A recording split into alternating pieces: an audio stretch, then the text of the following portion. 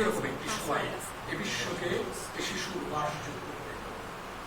রবীন্দ্রনাথের ভাবনাতেও এটা আমি দেখি।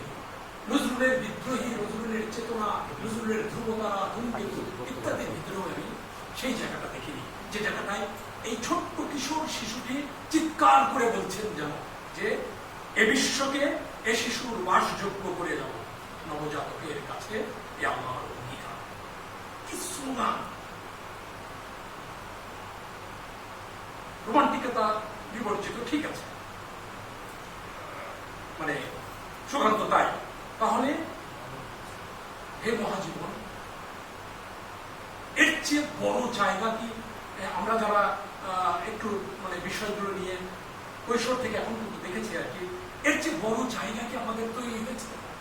কি অসাধারণ মানে কবিতা আর কি, যে কবিতা তোমায় দিলাম আজকে ছুটি, ক্ষুধার রাজ্যে পৃথিবী গদ্যময়, পূর্ণিমার চাঁদ ঝলসা নদী। এমন কবিতা বাংলা সাহিত্যে সুকান্তর আগে আর আসেনি। মধুসূদন দত্তই বলি, রবীন্দ্রনাথ বলি, হেমচন্দ্র বলি, বিহারীলাল বলি, যার কথাই বলি না কেন, আর আসেনি। এবং আজও আমরা কিন্তু নানান আমাদের স্বাধীনতা যুদ্ধের সময়, আমাদের ভাষা আন্দোলনের সময়, এবং আমাদের একেবারে কদিন আগের যে 24-এর অভ্যুত্থান বলি, বিপ্লব বলি, যাই বলি না কেন, সমস্ত কিছু মিলে সেখানেও কিন্তু সুকান্তর সেই বাণী আজও আমরা সেটা জানি, যে জ্বলে পড়ে ছাড় খাড় তবু মাথা নোয়াবার নয়। দেখবেন যে দেয়ালে দেয়ালে ইত্যাদি জায়গায় সুকান্তকে তুলে ধরা হয়েছে। এ কারণে 3টি শব্দ আমি উচ্চারণ করি, সেটা হল রবীন্দ্রনাথ আসলে ধ্রুব তারা আমাদের বাঙালি জাতি, আর নজরুল নিজেই ধূমকেতু, আর সুকান্ত হল হঠাৎ করে জল দিয়ে চলে ওঠা, তারপর নেমে যাওয়া উল্কা। আজকে আমরা আলোচনা করব সেই ধূমকেতুকে নিয়ে, সেই ধ্রুবতারাকে নিয়ে, এবং সুকান্ত ভূমিকাকে নিয়ে। ভূমিকা হিসেবে এই আমি আমার একটি ছোট্ট লেখা আপনাদের শোনাবো, এখনই শোনাবো কি পরে দিয়েতে শোনাবো মুনির বলতে পারবে। আমার একটি ছোট্ট লেখা আছে, সেটা নজরুল এবং রবীন্দ্রনাথকে নিয়ে এই বর্তমান সময়ের একটি প্রেক্ষিতে একটি গবেষণা আমরা এখনই শোনা। ঠিক আছে,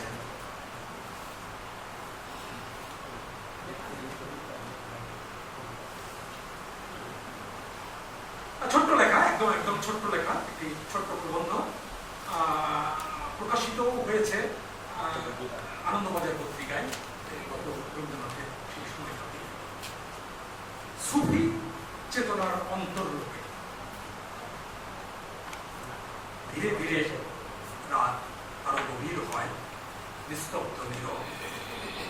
আমি দেখি পথগুলো হাঁটছে, সব পথ হেঁটে হেঁটে এসে থেমে যায় একটি দরজার সামনে। সে দরজায় কোনো নাম লেখা নেই, কে আছে ভিতরে, বড় রহস্যময়।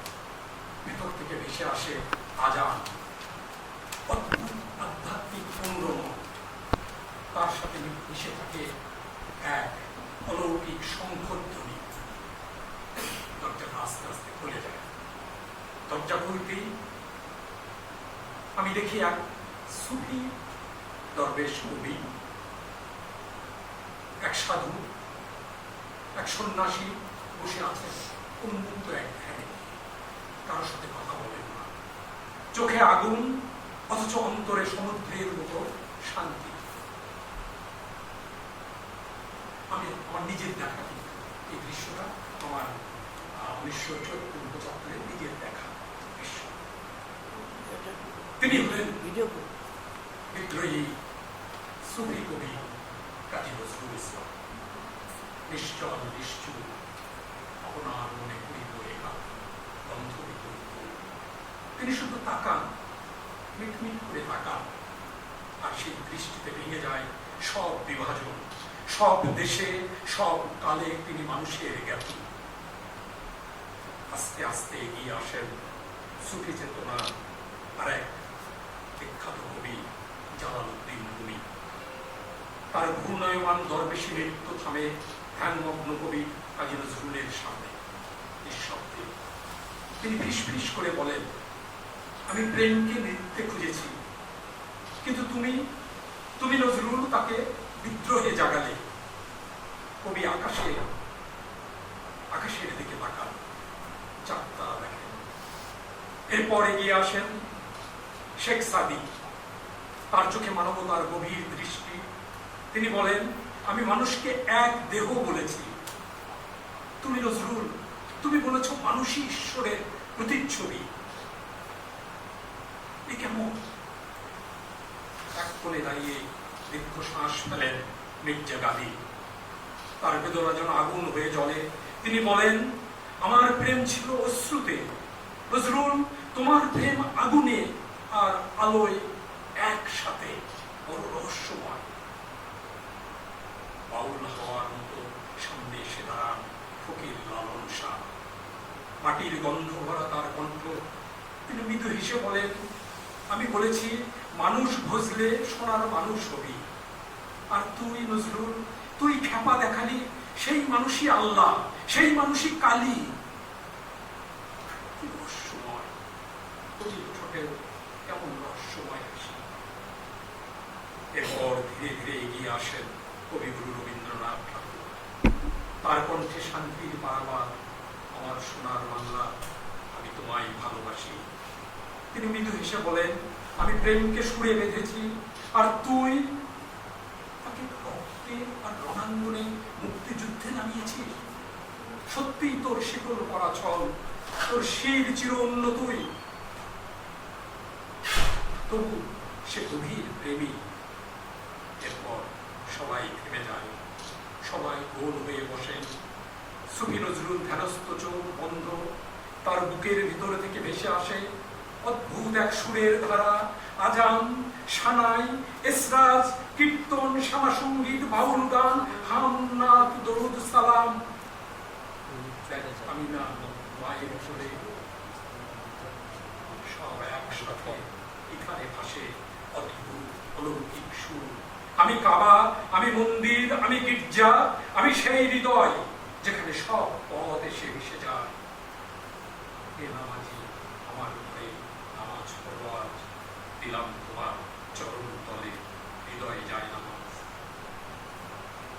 আর আমি অবাক বিস্ময়ে দেখি রুমি, সাদি, লালন, রবীন্দ্রনাথ, গালিব সবাই চোখ বন্ধ করে ধ্যান মগ্ন।